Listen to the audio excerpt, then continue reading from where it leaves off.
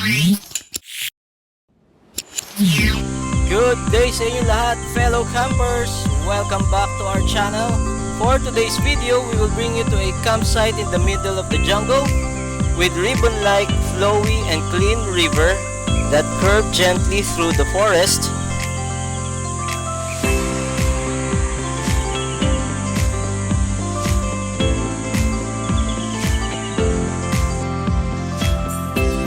And plenty of trees to give you shade during summer.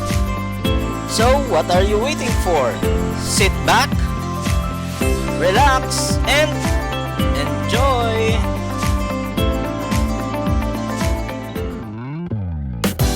Naka-flat na siya, talamig. Wala haw na.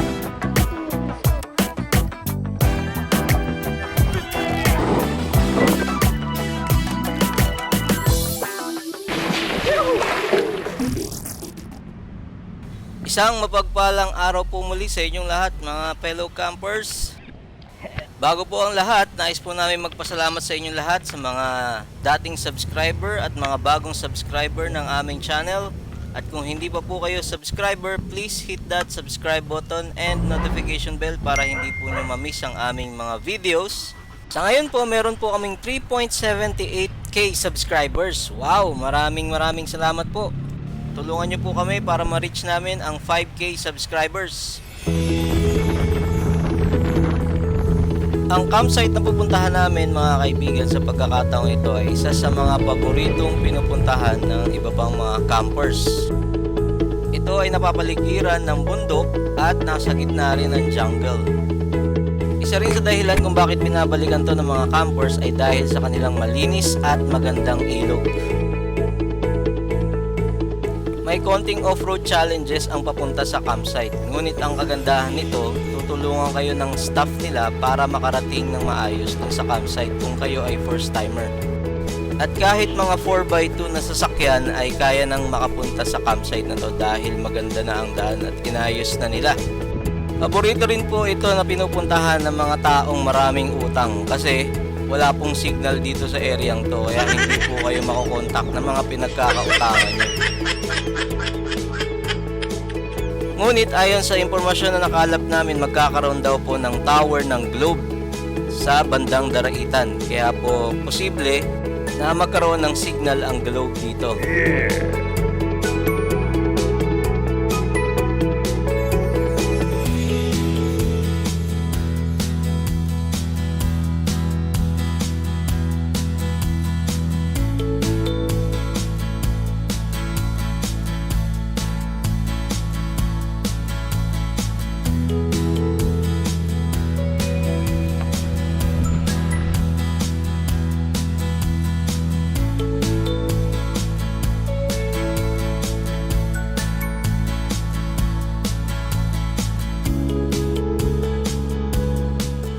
Dito sa part na to, medyo mahihirapan ng mga naka 4x2 kasi medyo matarik ang area na to. Ito po yung part na pagkatapos ng sementadong daan. Pero syempre, depende sa driver din yan, no? Tsaka dun sa gulong nyo. Kung yung gulong nyo hindi naka all-terrain, medyo mahihirapan kayo dito, lalo na kung basa. Pero kapag nalampasan nyo yung areang yan, magiging madali na ang lahat kasi malapit na rin yan sa campsite.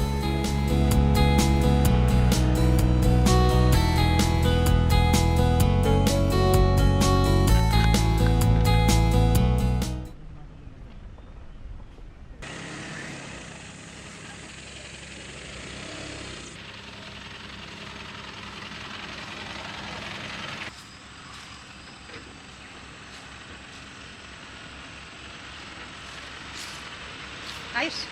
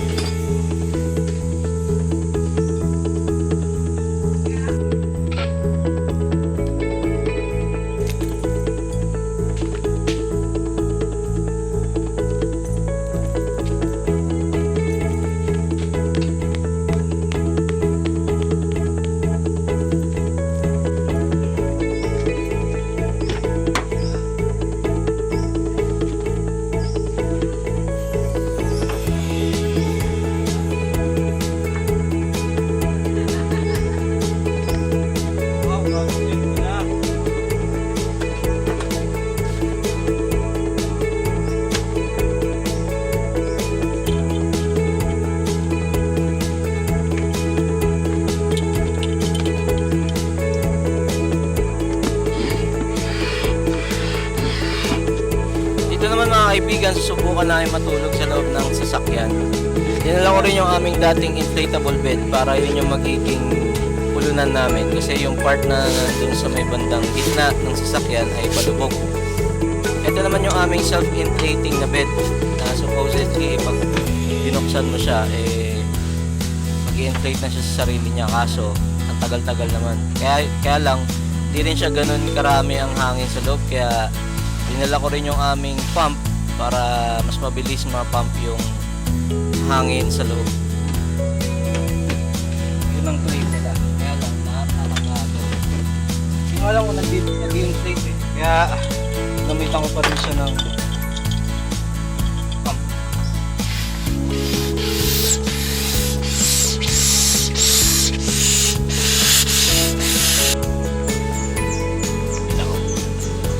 Surprisingly, naging komportable ang experience namin dito sa loob ng sasakyan nung natulog kami.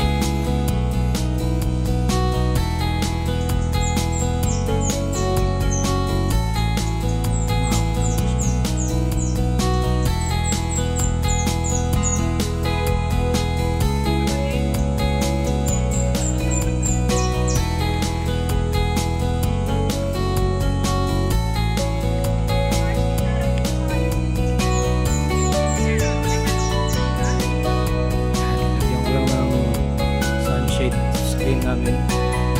Magnet lang. Ito. Magnet. Mabuti na lang po at meron kaming sunshade screen na minagnet ko lang dyan sa may tailgate ng aming SUV. Pero meron pong mga nabibiling net para dyan sa tailgate ng SUV na sa Lazada para sa mga lamok. Na-late po kasi nang dating yung binorder kong net sa tailgate na yun. Pagdating namin dito sa campsite, medyo humid ang klima, walang hangin. Kaya naman, after mag-setup ng mga camping gears, naligo na kami ni Kurt sa ilog.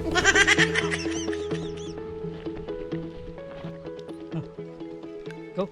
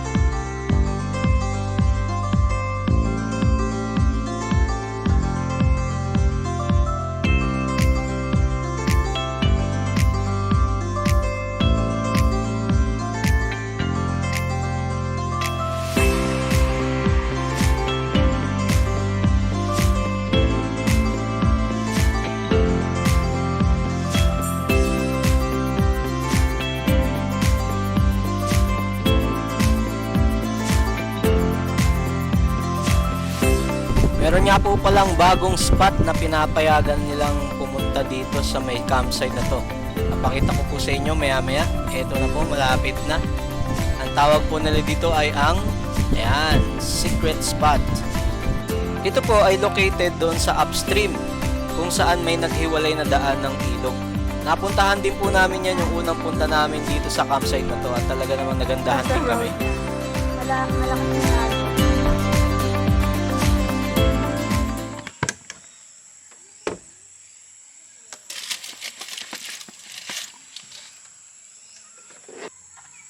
Yeah.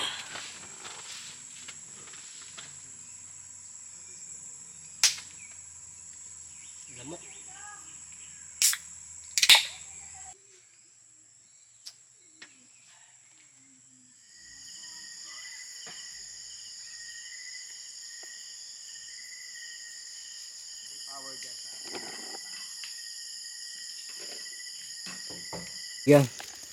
Tulugan na. Share ko lang sa inyo yung aming improvise na room. So, andito kami sa likod ng, ito yung sakyan namin Montero. So, naka-flat lahat ng upuan. Tapos andito yung mga electric fan namin. Tigisa kami ni Mrs. So far ang ganda. Sarap nung komportable yung. Ilagyan ko lang dun sa ulo na ng yung dati naming inflatable.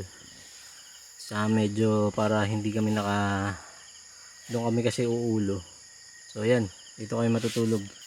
Tapos ito merong net. Di ba? Very cozy.